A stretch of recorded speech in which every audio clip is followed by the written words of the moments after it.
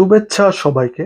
আজকের এই পর্বে আমি আলোচনা করব চট্টগ্রাম বন্দরের নিউ মুরিং টার্মিনাল নিয়ে। এই টার্মিনালকে ইউনূস সরকার সম্প্রতি আরব আমিরাত ভিত্তিক প্রতিষ্ঠান ডিপি ওয়ার্ল্ডকে দেওয়ার সিদ্ধান্ত নেয়। এই সিদ্ধান্তের জেরে সামাজিক যোগাযোগ মাধ্যমে থেকে শুরু করে দেশের রাজনৈতিক অঙ্গনে তুমুল বিতর্ক চলছে। সো এই বিতর্কের পরিপ্রেক্ষিতে আমি দেশের মানুষজনকে এনলাইটেন করার জন্য আসলে কথা বলতে চাচ্ছি একটা গুরুত্বপূর্ণ ইস্যুতে। তো আহ, আপনারা খেয়াল করবেন, বাংলাদেশের চট্টগ্রাম বন্দর বাংলাদেশের অর্থনীতির মূল প্রাণভোমরা, চালিকা শক্তি। বাংলাদেশের বৈদেশিক রপ্তানির প্রায় 90% এই বন্দর দিয়ে হয়। বাংলাদেশের মোট রপ্তানির প্রায় 55 থেকে 60% এই বন্দর দিয়ে হয়ে থাকে। সো এই বন্দর বাংলাদেশের অর্থনৈতিক বাংলাদেশের অর্থনীতির লাইফ লাইন বলতে পারেন এই বন্দরকে। এই বন্দরে মোট 9টি টার্মিনাল আছে, এর মধ্যে 4টি কন্টেইনার পরিবহন করে। কন্টেইনার এবং পণ্য পরিবহন বাদেও এই বন্দরের একটি ভূ রাজনৈতিক এবং ঐতিহাসিক গুরুত্ব আছে, যেটি আমরা ভিডিওর পরবর্তীতে আলোচনা করব। সো অবস্থানের কারণে, কৌশলগত ভৌগোলিক অবস্থানের কারণে দক্ষিণ এশিয়ার অর্থনৈতিক কর্মকাণ্ডের এটি একটা গুরুত্বপূর্ণ কেন্দ্র হিসেবে বিবেচিত। ইউনুস এক বক্তব্যে জানায়, ইউনুস নিউ মেরিন টার্মিনালকে দুবাইয়ের ডিপি ওয়ার্ল্ডকে দিতে চায়। ইউনুসের মতে তারা বিশ্বসেরা প্রতিষ্ঠান, এই জন্য সে দিতে চায়, কারো কোনো ধরনের মতামত লাগবে না। সো এই সিদ্ধান্ত নেওয়ার পরে এটা নিয়ে প্রচুর পক্ষ বিপক্ষে প্রচুর আলোচনা হয়, রাজনৈতিক বিশ্লেষক এমনকি সাধারণ জনগণ প্রচুর নেতিবাচক প্রতিক্রিয়া দেখায়। তবে আমি চাচ্ছি হচ্ছে হস্তান্তরের প্রেক্ষাপট এবং বিতর্কগুলো নিয়ে আলোচনা করতে। চট্টগ্রাম বন্দরের আসলে নিউ মুরিং টার্মিনালের ব্যাকগ্রাউন্ড জানাটা ইম্পর্টেন্ট। নিউ মুরিং টার্মিনালের বর্তমান পরিস্থিতি সম্বন্ধে বোঝার জন্য। নিউ মুরিং টার্মিনাল চট্টগ্রাম বন্দরের সবচেয়ে ব্যস্ততম টার্মিনাল। এই টার্মিনালের মাধ্যমে চট্টগ্রাম বন্দর থেকে মোট খালাসকৃত পণ্যের 55% পণ্য ট্রান্সফার হয়। সো এই একটি মাত্র বন্দর থেকেই বাংলাদেশ সরকার গত অর্থ বছরে প্রায় 574 কোটি টাকা আয় করে। এর বাইরে এটি একটা অত্যন্ত সর্বাধুনিক একটি টার্মিনাল, যেটিতে হচ্ছে বিশ্বের সকল ধরনের ফ্যাসিলিটিস আছে। বড় বড় ক্রেন হতে শুরু করে সকল ধরনের ফ্যাসিলিটিস এখানে পাওয়া যাবে। যে মানে একটা যে বৈশ্বিক মর্যাদার, যে বৈশ্বিক মানের যে টার্মিনালের প্রয়োজন, বৈশ্বিক সুযোগ সুবিধা প্রয়োজন, এখানে সবগুলো সুযোগ সুবিধাই পাওয়া যায় এই টার্মিনালে। এই টার্মিনালের বছরে কন্টেইনার ওঠানো নামানোর ধারণ ক্ষমতা 10 লাখ হলেও গত বছর এই টার্মিনাল 12,81,000 কন্টেইনার ওঠানামা করে। সো এই নাম্বারটা একটু দেখুন, এই নাম্বারটা কিন্তু একেবারে অবিশ্বাস্য। আপনি যদি খেয়াল করেন, মানে সীমিত সামর্থ্যের কথা, যে সীমিত সামর্থ্যের কথা বলা হচ্ছে, আসলেই যদি প্রকৃতপক্ষে সীমিত সামর্থ্য হতো তাহলে তারা গত অর্থ বছরে 2,81,000 কন্টেইনার বেশি ওঠানামা করতে পারতো না ধারণ ক্ষমতার চাইতে। সো এটি লাভজনক একটি প্রজেক্ট সরকারের জন্য। আর এটি আমাদের দেশীয় একটি প্রতিষ্ঠান পরিচালনা করে, এটি সাইপ পাওয়ার টেক পরিচালনা করে। সো এটির সর্বাধুনিক প্রযুক্তি আসলে অনেক ভালো, যেটি যতদূর সংবাদ মাধ্যমের দেশের বরাতে জানা যায়। যেমন প্রথম আলোর একটি রিপোর্ট জানাচ্ছে যে জাহাজ থেকে কন্টেইনার ওঠানো নামানোর জন্য বিশ্বের সবচেয়ে অত্যাধুনিক যন্ত্র ক্রেন চট্টগ্রাম বন্দরের নিউ মুরিং কন্টেইনার টার্মিনালে বা এনসিটিতে আছে। এই টার্মিনালে এই ক্রেনের 14টি, যেখানে প্রয়োজন শুধুমাত্র 12টি। আবার জাহাজ থেকে নামানোর পর কন্টেইনারে স্থানান্তরের যত যন্ত্র দরকার তার সবই আছে টার্মিনালটিতে। তো প্রথম আলো প্রশ্ন করছে, চট্টগ্রাম বন্দরের নিউ মুরিং টার্মিনালে সবই আছে, তবু কেন বিদেশিদের হাতে যাচ্ছে? চট্টগ্রাম বন্দরের সাবেক সদস্য পরিকল্পনা ও প্রশাসনের জাফর আলম জানান, 2022 সাল পর্যন্ত এনসিটিতে বিদেশি অপারেটর নিয়োগের কোনো পরিকল্পনাই ছিল না সরকারের। হঠাৎ করে কেন এই প্রক্রিয়া শুরু হলো বোধগম্য নয়। এই টার্মিনালটি পিপিপির আওতায় সংযুক্ত আরব আমিরাতের ডিপি ওয়ার্ল্ডের কাছে হস্তান্তরের প্রক্রিয়ায় অনেক দূরে এগিয়ে গেছে বর্তমান ইউনূস প্রশাসন।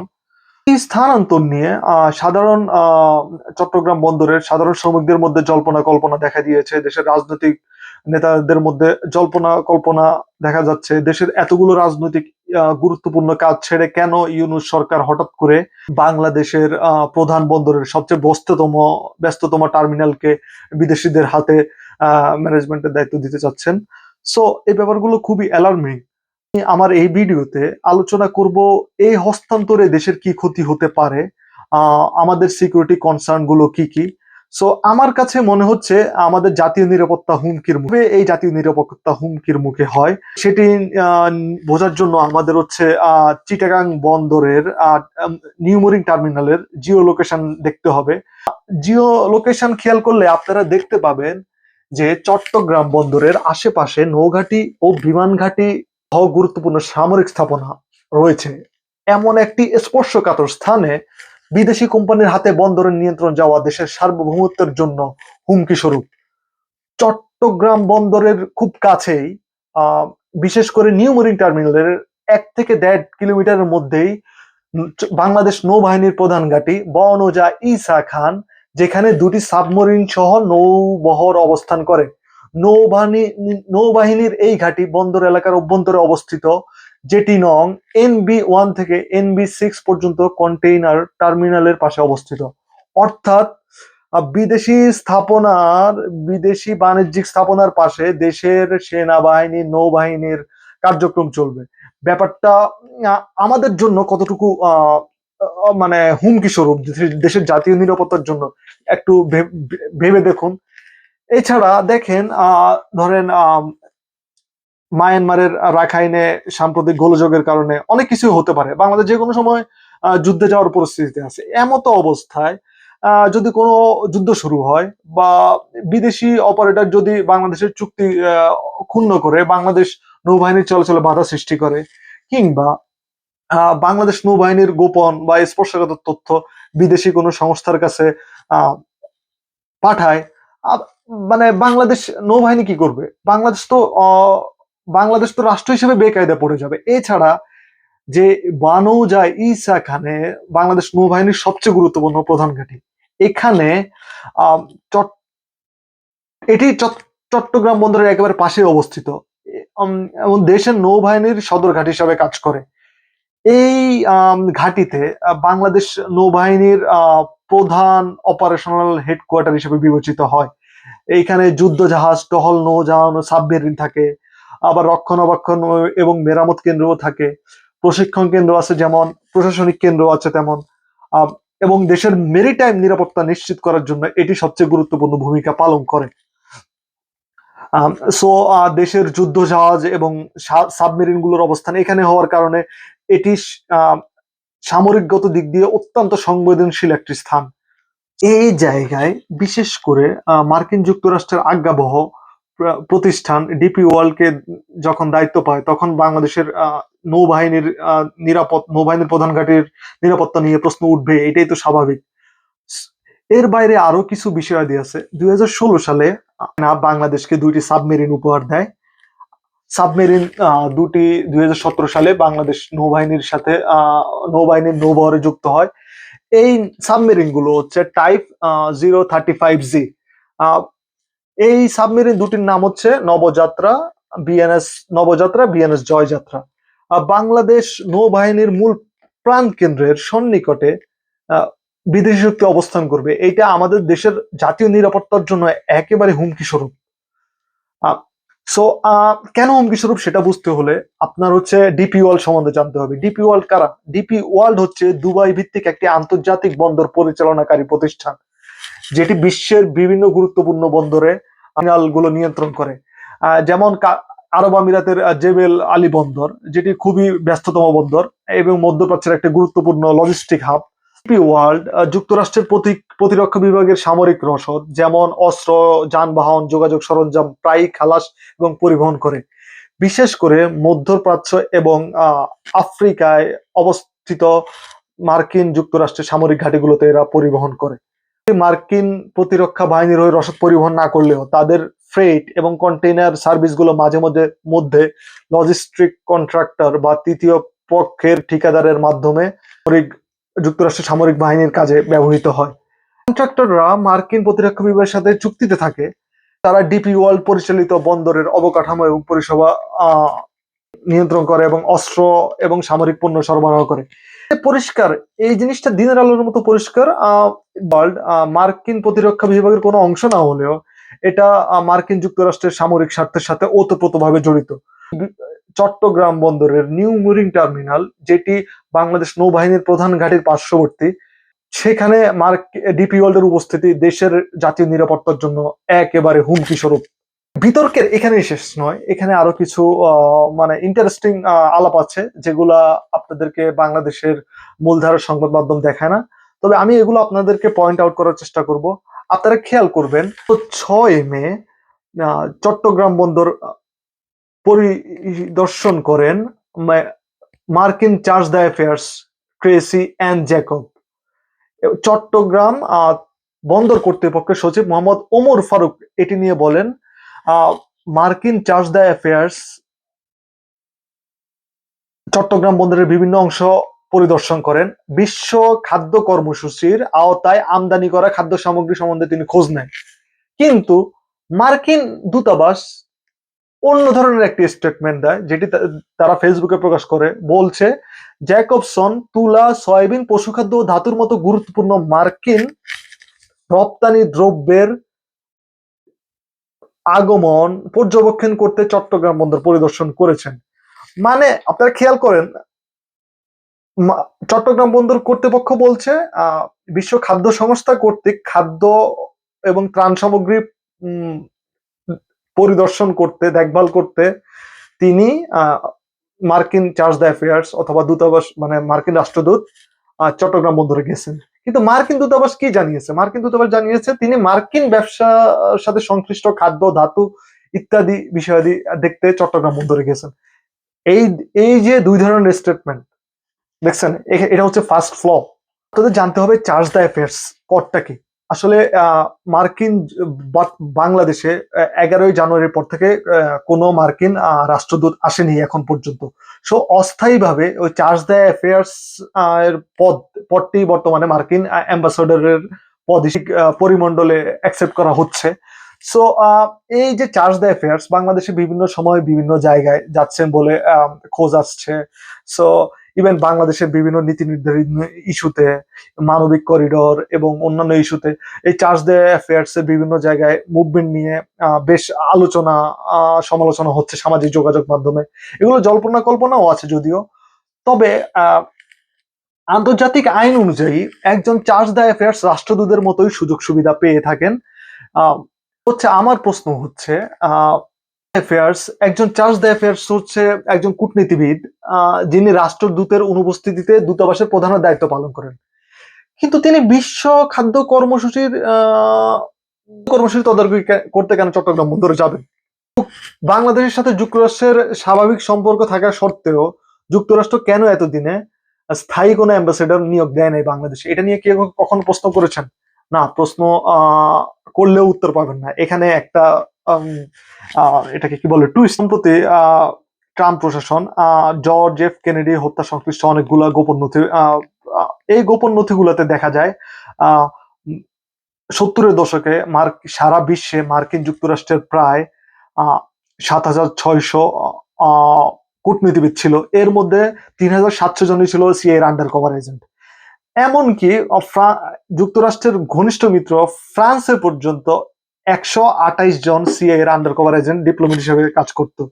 সো আমরা যে আমাদের বিভিন্ন দূতাবাসে দেখি যে chargé the affairs, political adviser, হ্যান ত্যান অনেকগুলো পোস্ট পদবিতে আমরা মানে বিভিন্ন মার্কিন নাগরিককে দেখি, এরা আসলে কোনো না কোনোভাবে সিআই এর সাথে সংযুক্ত। আর একবিংশ শতাব্দীতে সিআই এর এক্সটেনশন হচ্ছে যে বিভিন্ন এনজিও গুলোর মাধ্যমে তারা তাদের বিভিন্ন এজেন্ট গুলাকে দেশের বিভিন্ন সারা বিশ্বের বিভিন্ন প্রান্তে ছড়িয়ে দিয়েছে। সো বাংলাদেশেও মানে ব্যাপারটা অনেকটা ওই একই রকম আর কি। সংবাদ পাওয়া যায় মার্কিন চার্জ দ্য অ্যাফেয়ার্স সম্বন্ধে, জ্যাকবসন সম্বন্ধে।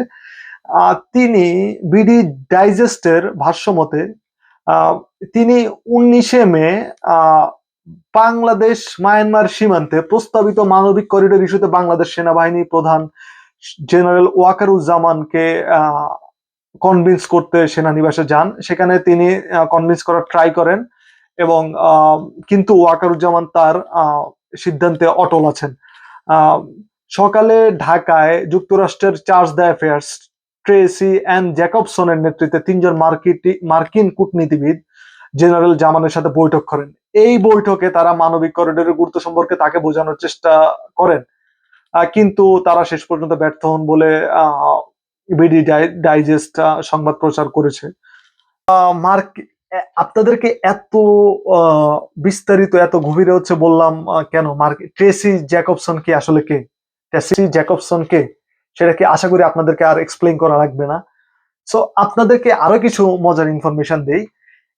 এই বছরের জানুয়ারির 21 থেকে 25 তারিখ মার্কিন যুক্তরাষ্ট্রের কোস্ট গার্ডের 4জন কর্মকর্তা বাংলাদেশের চট্টগ্রাম বন্দর পরিদর্শন করে যান।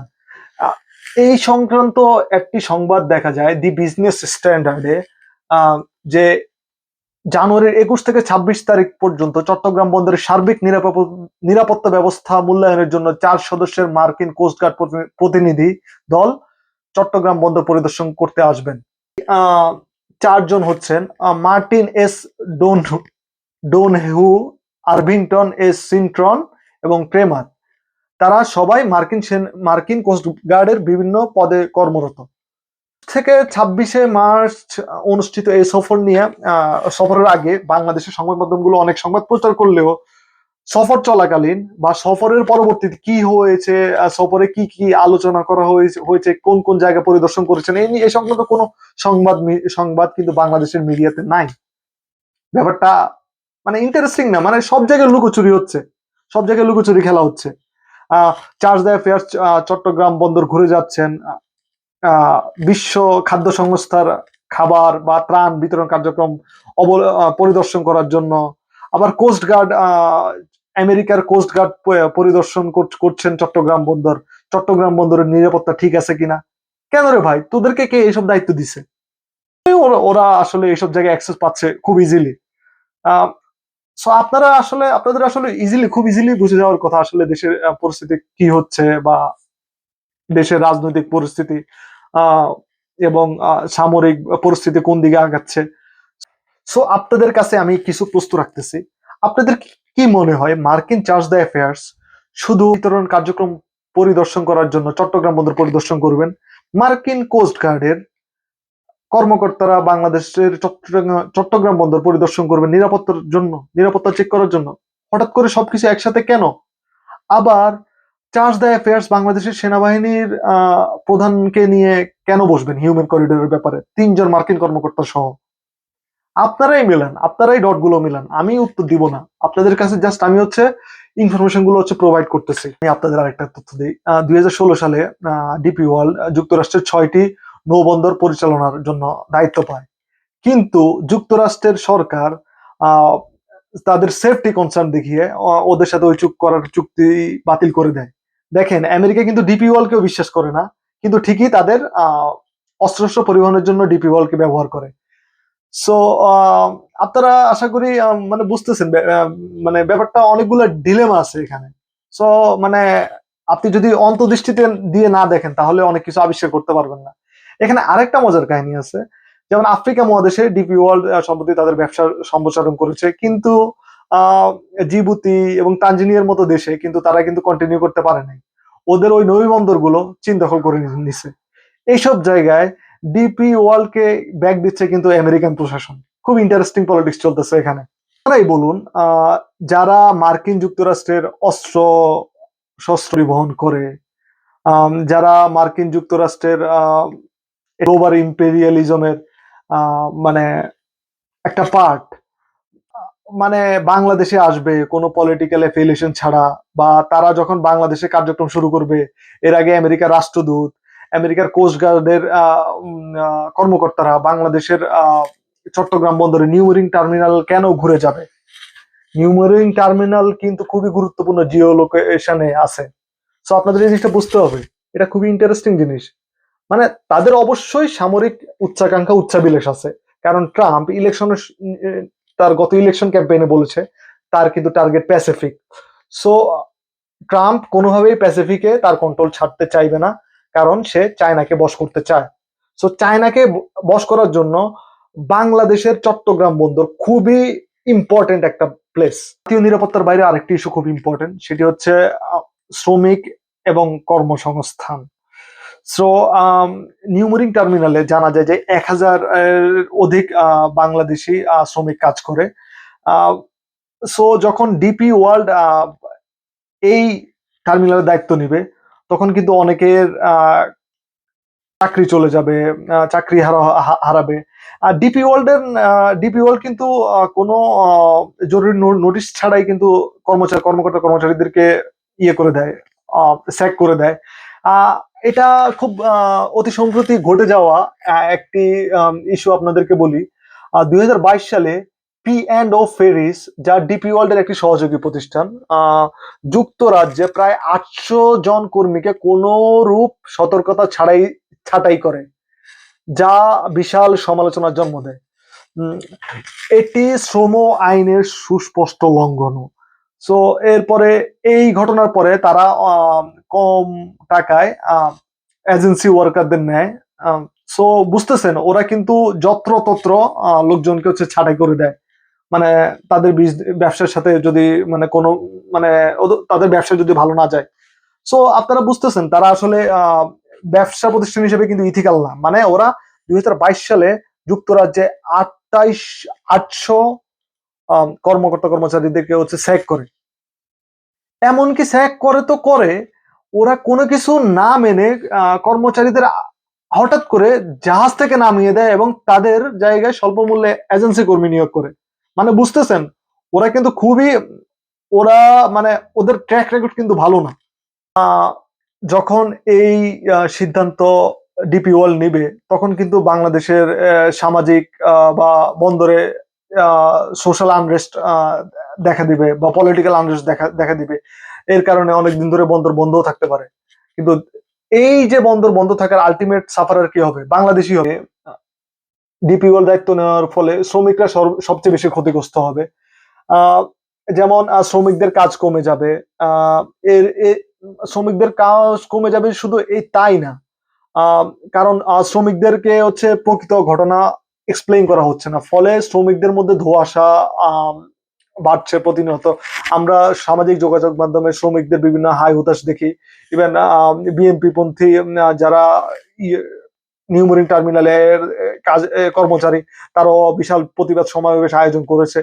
সো তাদের মতে তারা সরকারের বক্তব্য অমৌলিক, অযৌক্তিক এবং শিশু ভোলানো কল্পকাহিনী হিসেবে দাবি করছেন। চট্টগ্রাম বন্দরে আরো জিনিস খেয়াল করতে হবে। চট্টগ্রাম বন্দরে প্রায় 7,426 জন স্থায়ী কর্মচারী কাজ করেন। এর মধ্যে স্থায়ী কর্মচারীরাই নয়, বিভিন্ন অস্থায়ী কর্মচারীরাও আছে। তারা হচ্ছে কন্টেনার হ্যান্ডলিং, জাহাজ লোড আনলোড, বিভিন্ন অপারেটর, পরিবহন ইত্যাদির কাজে নিয়োজিত। উদাহরণস্বরূপ 2021 সালে চট্টগ্রাম বন্দর কর্তৃপক্ষ প্রায় 6,752 কর্মীকে হচ্ছে প্রণোদনা দেয় কোভিড এর কারণে। সো চট্টগ্রাম বন্দর প্রায় সব মিলিয়ে 14 থেকে 15,000 কর্মী কাজ করে। সো যারা বাংলাদেশের ইকোনমির জন্য সবচেয়ে মেইন ফ্যাক্টর হিসেবে কাজ করে থাকে নরমালি। এই পরিস্থিতিতে শ্রমিক অসন্তোষ বেড়ে যাওয়ার সম্ভাবনা আছে, কারণ শ্রমিক সংগঠনগুলো তীব্র প্রতিবাদ জানাচ্ছে। অন্যদিকে সরকার কোনো তোয়াক্কাই করছে না আসলে শ্রমিকরা কি চায়, শ্রমিকদের দাবি কি। সো আলটিমেটলি চট্টগ্রাম বন্দরের অবস্থা সরকারই অস্থিতিশীল করে তুলেছে। তবে সরকারের মুভমেন্ট দেখে দেখা যায় তারা ডিপি ওয়ার্ল্ডকে ধৃতে চট্টগ্রাম বন্দরের সবচেয়ে ব্যস্ততম টার্মিনাল নিউমেরিং টার্মিনালের দায়িত্ব দিতে তারা ডিপি ওয়ার্ল্ডকে প্রস্তুত। এখন আলোচনা করবো অর্থনৈতিক প্রভাব। অর্থনৈতিক প্রভাবটা সবচেয়ে সিগনিফিকেন্ট। আপনারা খেয়াল করবেন, এই বন্দরটির সবচেয়ে বড় আয়ের উৎস হচ্ছে এই টার্মিনালটি। গত বছর বাংলাদেশ সরকারকে এই টার্মিনালটি একাই 574 কোটি টাকা রাজস্ব দেয়। সো বুঝতেই পারতেছেন এই জায়গাটা কতটা ইম্পর্টেন্ট। যদি বাংলাদেশ সরকার ডিপি ওয়ার্ল্ডকে দায়িত্ব দেয়, ডিপি ওয়ার্ল্ড ধরেন আগামী অর্থ বছরে 600 কোটি টাকা আয় করলো, 600 কোটি টাকার আয়ের মধ্যে 10 থেকে 15% বাংলাদেশে থাকবে হয়তো, বাকি 540 কোটি টাকা কিন্তু দুবাইয়ে চলে যাবে। সো বাংলাদেশ কিন্তু অনেক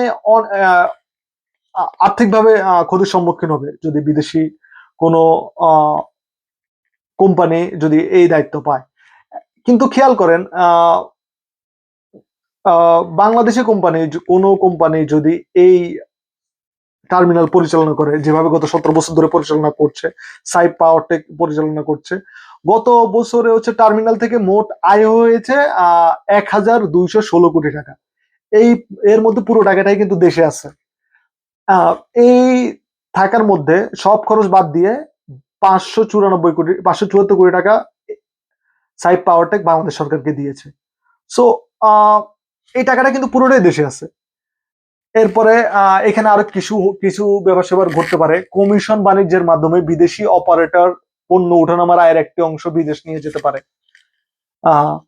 সো সব মিলিয়ে 10 থেকে 20% লাভ বাংলাদেশে থাকতে পারে। বুঝতেই পারতেছেন এই জিনিসটা আসলে বাংলাদেশের ইকোনমির জন্য ক্ষতিকর।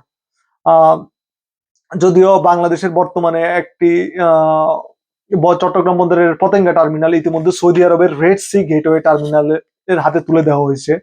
সেখানে বন্দর কন্টেনার প্রতি পায় $18, যেখানে নিউমিরিং এ বর্তমানে কন্টেনার প্রতি পায় $47।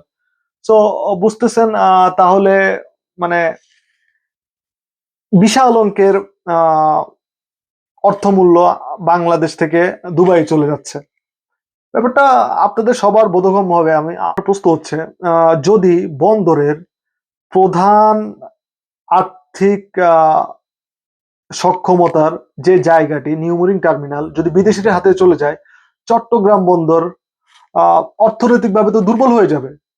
আর সবচেয়ে বড় কথা হচ্ছে নিউমোরিং বন্দর কিন্তু একেবারে লেটেস্ট ইকুইপমেন্ট দিয়ে পরিপূর্ণ। মানে এটাও ডেভেলপ করার সময় এমন ভাবে ডেভেলপ করা হয়েছে যাতে অত্যাধুনিক সকল সুযোগ সুবিধা থাকে। চট্টগ্রাম বন্দরে আরো মানে আনডেভেলপড অনেকগুলো টার্মিনাল আছে। সেগুলো দিকে না তাকিয়ে কেন নিউমোরিং টার্মিনালের দিকে চোখ গেল তারা তড়িঘড়ি করে ডিপি ওয়ার্ল্ডের, সেটাও প্রশ্ন। অনেকে বলে থাকেন আওয়ামী লীগ সরকারের আমলে এই চুক্তি ডিপি ওয়ার্ল্ডকে দেওয়ার সিদ্ধান্ত নেওয়া হয়েছিল। ভাই আওয়ামী লীগ সরকার তো খারাপ ছিল, আপনারা ভালো সরকার, কেন আপনারা আওয়ামী লীগ সরকারের করা চুক্তি এখন কন্টিনিউ করতেছেন, আর তাও এত তড়িঘড়ি করে? আপনাদের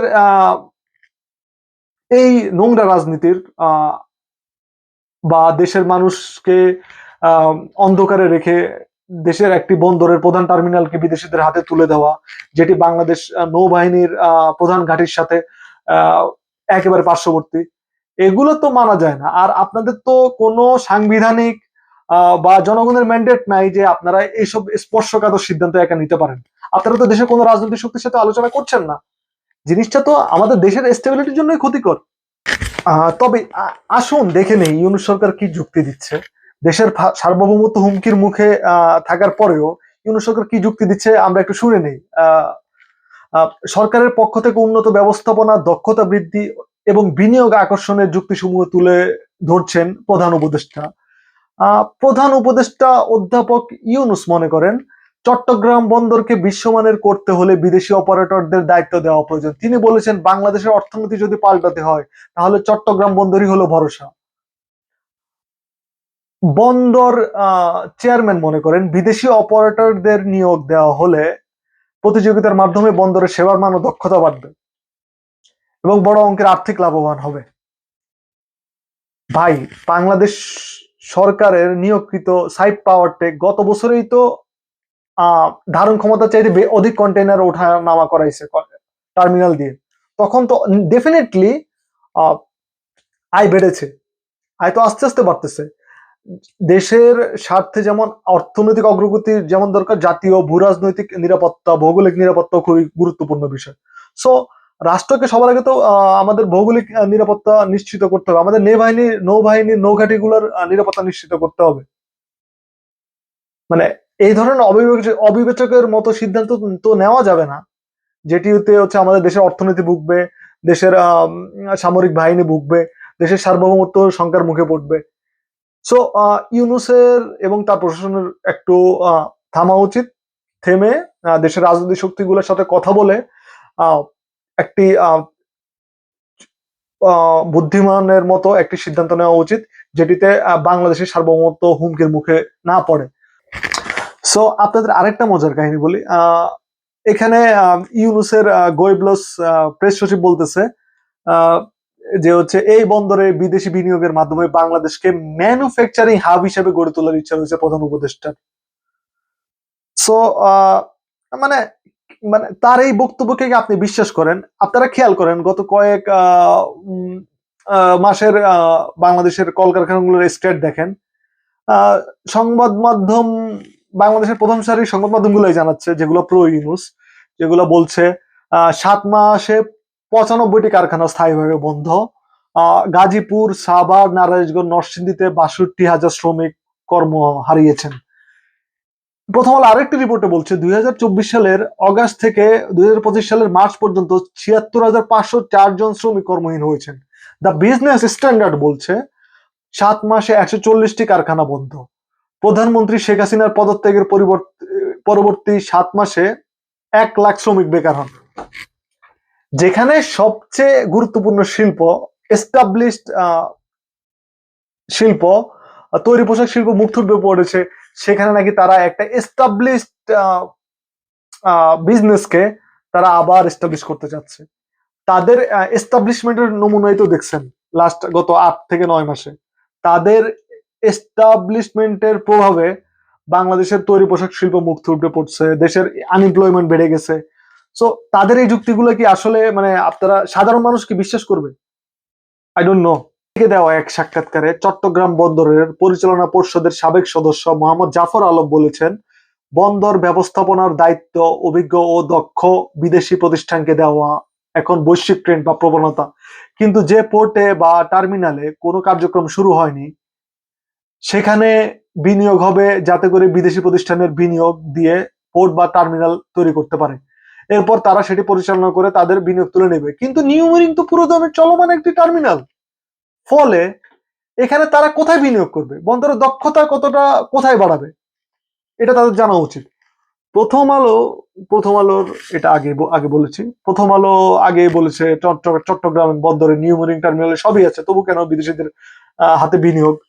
সো এই বিতর্কগুলো হচ্ছে আলটিমেটলি বিতর্ক সৃষ্টি করতেছে বাংলাদেশের বর্তমান অবস্থার পরিপ্রেক্ষিতে। আমি আমার আজকের পর্বের শেষ পর্যায়ে চলে এসেছি। আমি জানি না আপনাদেরকে আমি কতটুকু বোঝাতে সক্ষম হয়েছি, তবে এই আলোচনায় এটি পরিষ্কার, নিউ মেরিন টার্মিনাল যদি ডিপিওয়াল কে দেওয়া হয়, বাংলাদেশের ভৌগোলিক এবং ভূরাজনৈতিক নিরাপত্তা হুমকির মুখে পড়বে, বাংলাদেশের সার্বভৌমত্ব হুমকির মুখে পড়তে পারে। কারণ হচ্ছে ডিপি ওয়ার্ল্ড মার্কিন যুক্তরাষ্ট্রের সামরিক বাহিনীর হয়ে বিভিন্ন সময় বিভিন্ন অস্ত্র সামগ্রী আফ্রিকা, এশিয়া বিভিন্ন ঘাটিতে সরবরাহ করে। এমনকি নিউ মেরিন টার্মিনাল বাংলাদেশ নৌবাহিনীর প্রধান ঘাটির একেবারে পার্শ্ববর্তী, যেটি আসলে আনএক্সেপ্টেবল। এর পাশাপাশি যুক্তরাষ্ট্রের চার্জ দ্য অ্যাফেয়ার্স, সামরিক বাহিনীর যে কোস্ট গার্ডের যে কর্মকর্তারা বাংলাদেশের চট্টগ্রাম বন্দর পরিদর্শন করে গেলেন নিউ মেরিন টার্মিনাল, এটি আসলে ভিন্ন কিছুর ইঙ্গিত দেয়। সো মার্কিন যুক্তরাষ্ট্র বাংলাদেশকে নিয়ে আসলে বড় প্ল্যান নিয়ে আগে এগোচ্ছে।